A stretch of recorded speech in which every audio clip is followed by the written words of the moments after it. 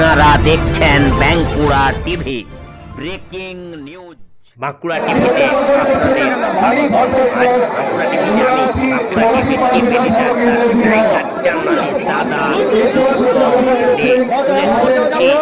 নদিয়া জেলার তেহট্টের একটি গুরুত্বপূর্ণ ব্রেকিং নিউজ।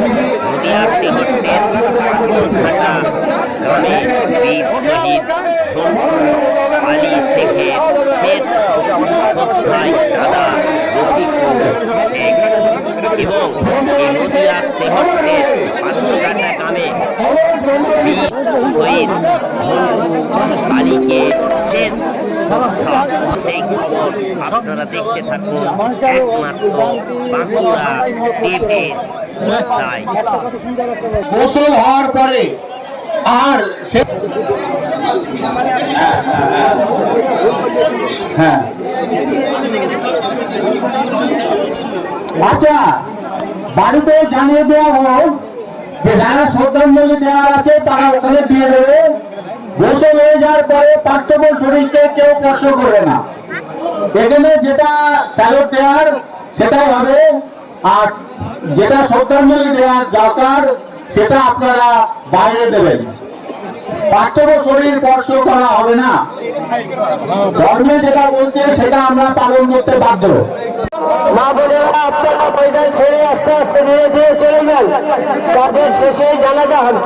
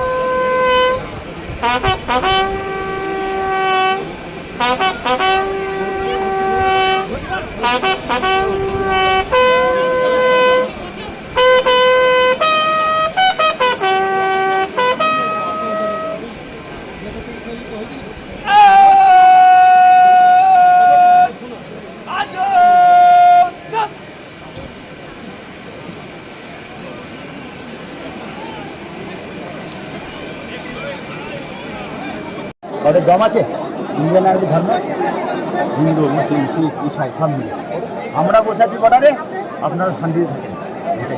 আচ্ছা, একটা বড় প্রশ্ন যেটা সেটা হচ্ছে যে আপনাকে এখন এই মুহূর্তে দেশের দায়িত্ব পালন করতে হচ্ছে, পরিবারের কোন দায়িত্ব কর্তব্য পালন করতে হচ্ছে?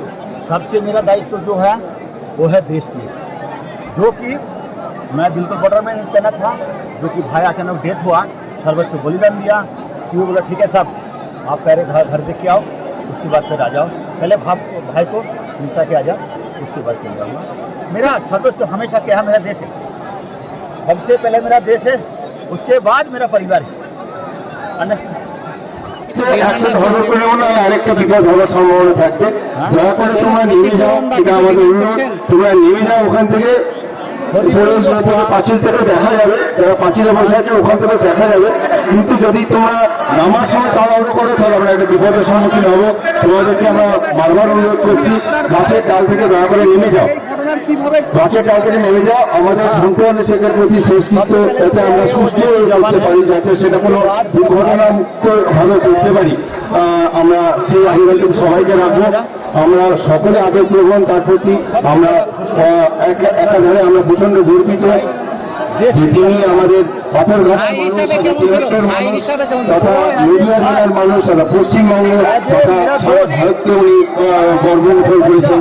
আমরা তার কীর্তিতে অত্যন্ত গর্বিত যে তিনি দেশের জন্য চূড়ান্ত বলিদান দিয়েছেন এবং তিনি সারা জীবন যা কাজ করেছেন তাতে এলাকাবাসীর কাছে এবং অসংখ্য ভারতবাসীর কাছে উনি অনুপ্রেরণা হয়ে থাকবেন।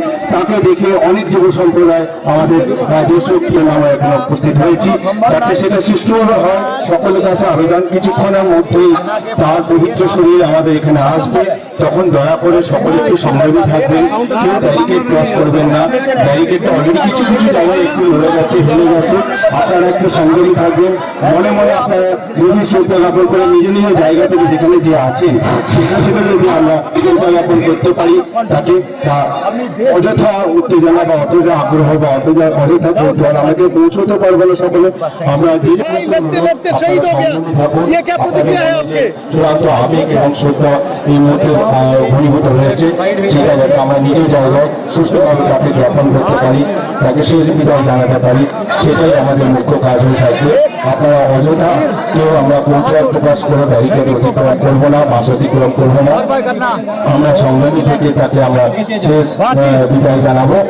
আমরা এই আবেদন রাখি, এখনো বলছি যারা গাড়ি চালে একটু বিপজ্জনক ভাবে আছেন বা গাছের ডালে আছেন তাদেরকে বলছি একটু নিরাপদ জায়গায় যান।